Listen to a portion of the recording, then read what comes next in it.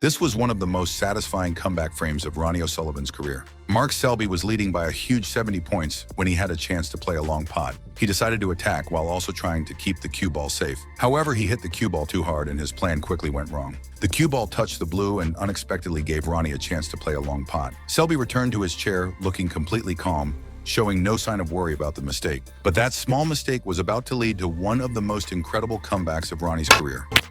Ronnie stepped up and played a superb long pot. Instead of choosing safety, he decided to attack. His goal was simple: clear the entire table. Selby's expression changed as the momentum of the frame suddenly moved in Ronnie's favor. But the 70-point difference was still on the scoreboard. If Ronnie wanted to keep Selby in his chair, he had to play every shot perfectly. There was no room for a single mistake. This dramatic battle took place at the 2016 Masters. At that time, Ronnie had recently returned to competitive snooker after an 8-month break. Despite the long absence, his incredible ability was still there. After showing some early rust in his opening match, he won his next matches with convincing performances. In the final, he produced one of the most impressive displays the snooker world had ever seen. After losing the opening frame, Ronnie responded by winning 10 frames in a row. That level of dominance was extremely rare in professional snooker. During his next visit to the table, Ronnie caught the black and was forced to use the pink as his transition ball.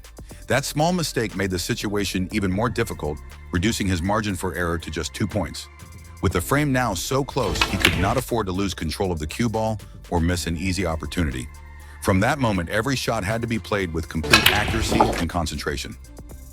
As Ronnie continued to clear the reds, Selby's expression slowly became more serious. The memories of their previous battles seemed to come back.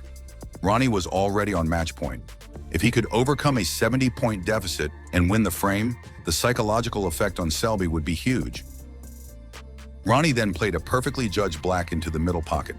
The cue ball stopped in an excellent position on a red close to the cushion. Ronnie continued his attack without slowing down. Selby almost looked as though he could already see the result coming.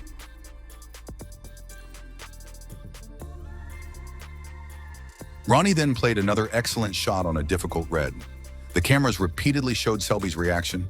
Both players were giants of the game, and their matches had produced many unforgettable moments over the years. Ronnie followed with a powerful black. The cue ball traveled towards the top half of the table and finished perfectly for the yellow in the top pocket. Every part of the shot was under Ronnie's control. The frame had now reached the colors, but Ronnie's personal masterpiece was only just beginning. With the brown, Ronnie played a shot with a huge angle of separation. To get position on the blue, he had to use the cushions and correct the cue ball's route around the table. Whether he could finish the frame in one decisive blow, all came down to this crucial shot. The cue ball traveled across the table along a dangerous route, coming close to trouble several times. Eventually, it stopped in a position that was far from perfect. The blue was now at a very difficult angle, but Ronnie was well known for taking on challenging middle pocket shots, and once again, he chose to attack. He struck the blue perfectly, sending it cleanly into the middle pocket. By this point, Selby seemed to understand what was happening. His body language suggested that he was already expecting the frame to be over.